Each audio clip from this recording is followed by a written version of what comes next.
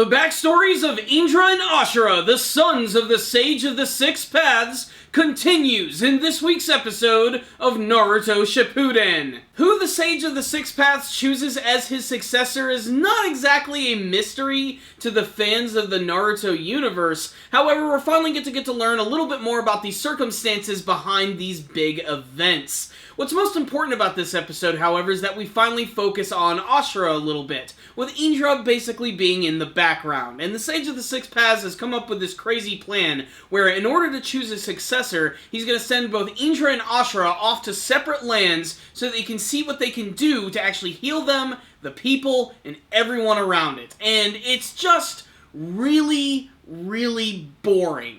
And the only reason I say that is because most of this episode is just walking Ashura walk around slowly with his brand new friend Taizo, who is just a total buzzkill. However, the episode certainly comes into its own at the very end of the episode when Ashura and Taizo suddenly find this small, very prosperous village in the middle of this giant barren land. What's most interesting, however, is that a lot of the villagers here are being killed by this weird disease, which seems to have all of these roots coming out of their hands and body parts, which gives him a clear connection to finding another divine tree, a god tree, and he's convinced that there's actually one in the area, and at the very end of the episode, he suddenly discovers the very core of one in the middle of this cave. While this is the most interesting prospect of this episode, it just takes a really long time to get there. I also think that there was a big missed opportunity at the very beginning of the episode where both Indra and Ashura almost have a battle with each other. I really wanted to see something like this, but it's very out of character for Ashura to do something like this.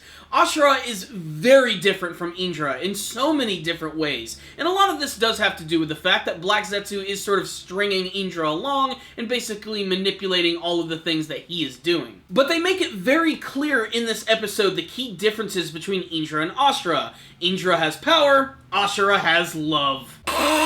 So remember, kids, if you have enough love in your heart, you can punch a tree down. Basically, Indra solves his problem with his fists, and Ashura solves them with his healing abilities. When he arrives to this mysterious village, he actually gets accosted by all of these random villagers who scare the shit out of his friend Taizo, by the way, and he actually ends up becoming good with them because he actually ends up healing this girl by the name of Kana, who gets injured in this battle thanks to his ninshu abilities. And my theory is that he's probably going to end up saving this village from the divine tree, return home to his father, and that's when he's finally going to be named the successor. Which is going to piss off Indra incredibly, which of course is just going to make the divide between the two characters even further, causing a lot more conflict. How that's going to wrap up remains to be seen, so we're just going to have to continue to watch. So what's the rundown on this week's episode of Naruto Shippuden? One word: boring. That's just the feeling I got from watching this episode. Just a lot of walking around, a lot of decent animation and so-so artwork.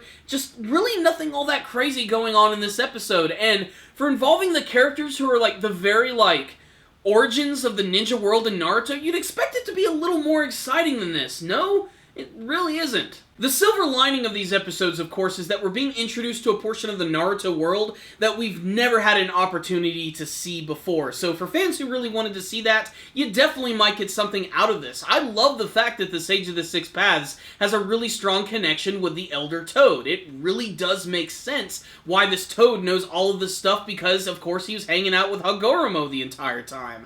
Other than that, though, I think there's a lot of missed opportunities here, especially with Indra and Ashura, and I'm just sick of all these annoying side characters who keep getting introduced, who frankly really aren't all that fun or really aren't even all that important. Taizo's a completely forgettable character, and by the time we get back to the battle with Kaguya, I won't even remember his name. That being said, I do like the mystery of the Divine Tree in this episode. I can't wait to see where that story is going, even though we ultimately already know the conclusion. So this is a pretty passable episode of Naruto Shippuden. Not terrible, not great, somewhere in between, which makes it kind of an average episode of the series, and we aren't even close to being done with this Indra and Ashura backstory. We got more of that coming next week, so get comfy, guys. So I'm giving this week's episode a 3 out of 5 average episode of Naruto Shippuden, but I would love to hear from you guys. What did you think about this week's episode of Naruto Shippuden? Please tell me in the comment section below. You guys are kick-ass! Thank you for watching this video. Make sure to like it, share it with your friends, and comment on the video. If you would like to, make sure to subscribe to the channel. That way you'll be able to see all of our latest anime and manga reviews, our weekly podcast show. It's all pretty cool stuff. Thank you again for watching, and as always, stay dandy, baby!